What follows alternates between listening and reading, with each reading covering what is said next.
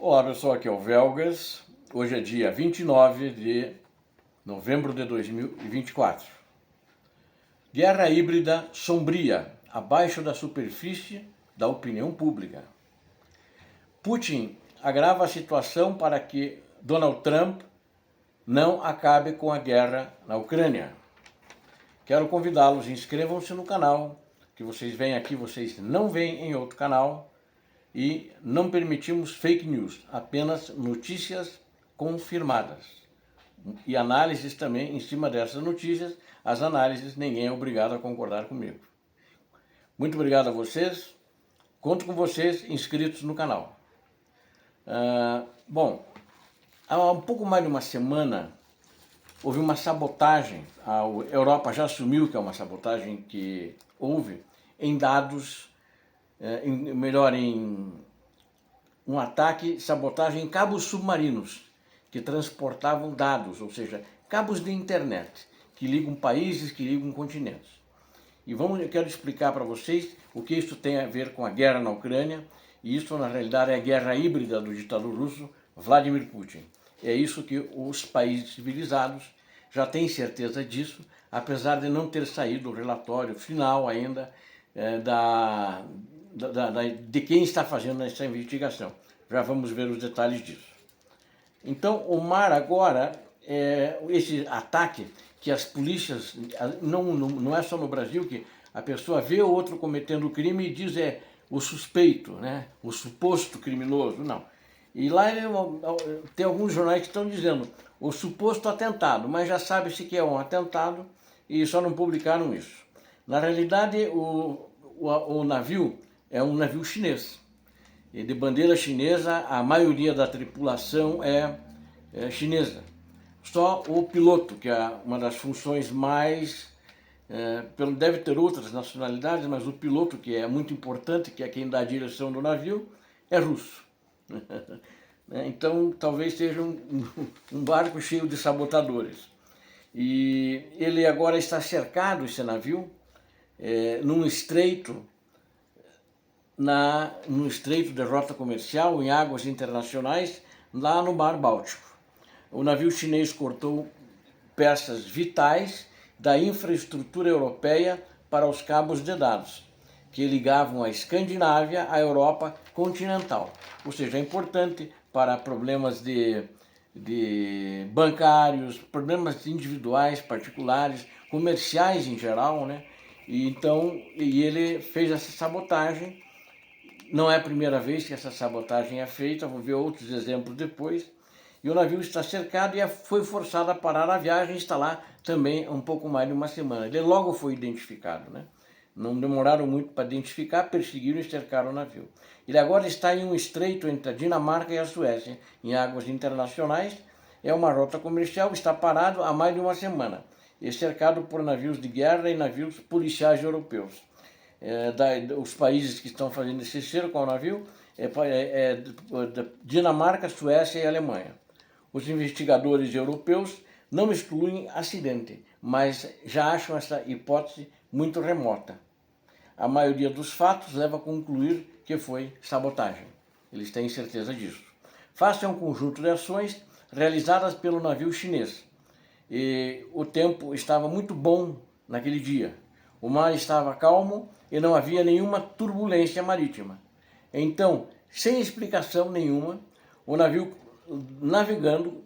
continuando navegando, lançou âncora na região onde passam os cabos. Um pouco antes, ele tinha que lançar antes para poder sabotar os cabos. E foi navegando com as âncoras lançadas ao mar. E ao longo do fundo do mar, ele navegou assim, com as âncoras lançadas, 160 milhas. É uma distância muito grande, é aproximadamente 256 quilômetros. Eles cortaram os cabos entre a Lituânia e a Suécia, e também um cabo, o primeiro cabo cortou isso. E o segundo cabo, eles destruíram 2 cabos. E o segundo cabo, a Finlândia, que liga a Alemanha. E lógico, dali tem nós, né, que vai para outros países e acabam se conectando com o mundo inteiro.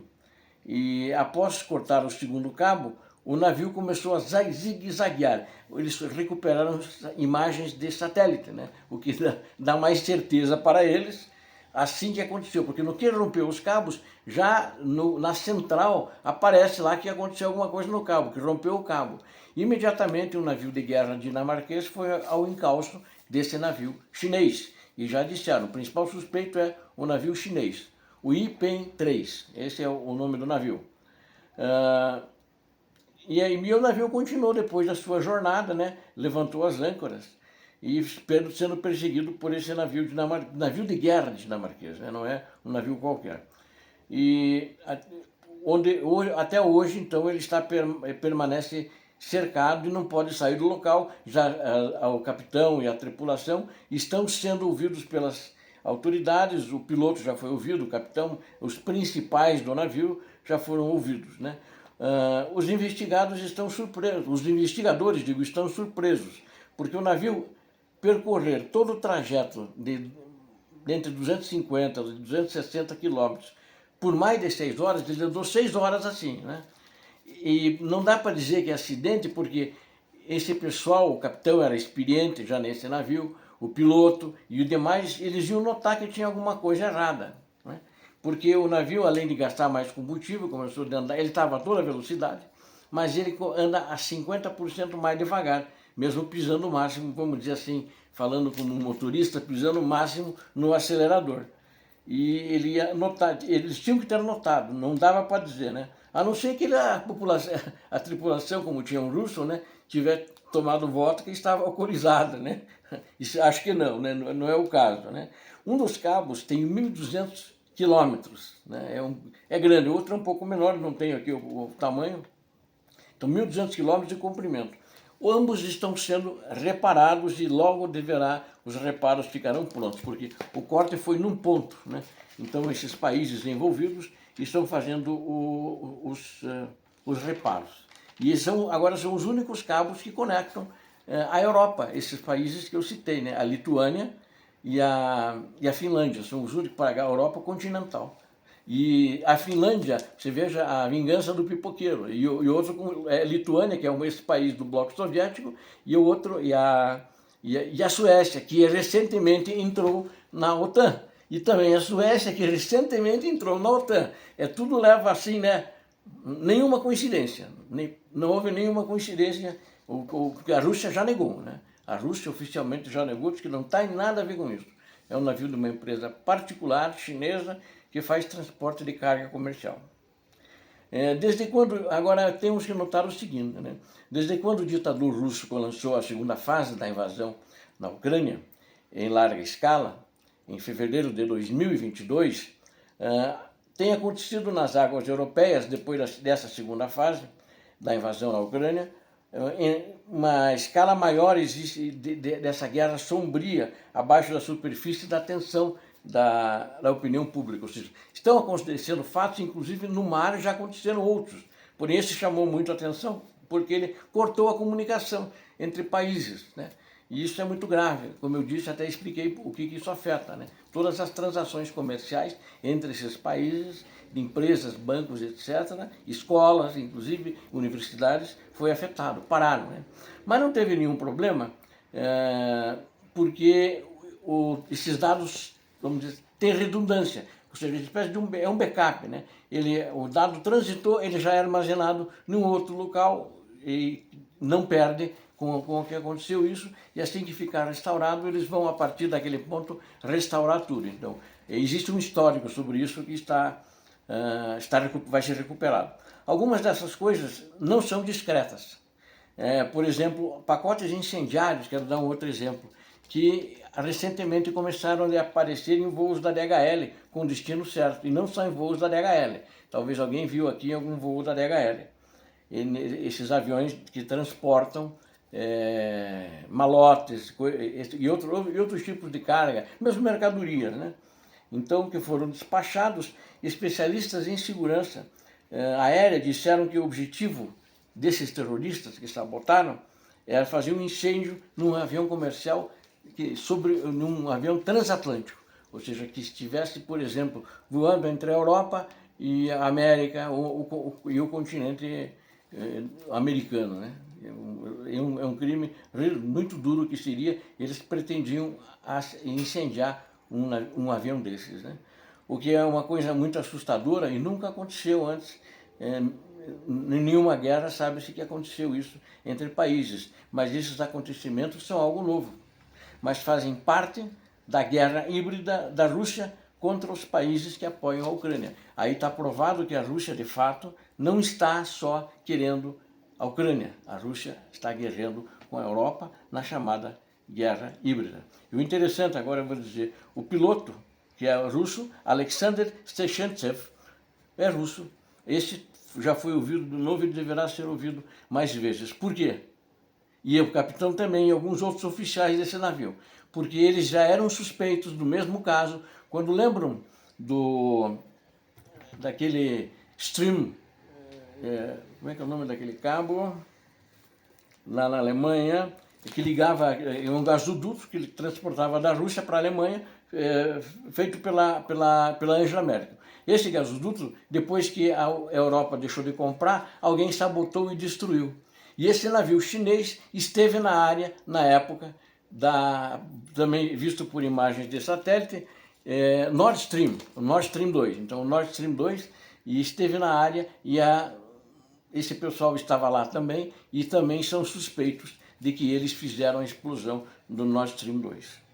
Então, a guerra híbrida da Rússia é uma realidade e eles estão fazendo contra aqueles que eles acham que são os seus inimigos. O presidente Putin, ditador da Rússia, ontem ele estava no Cazaquistão.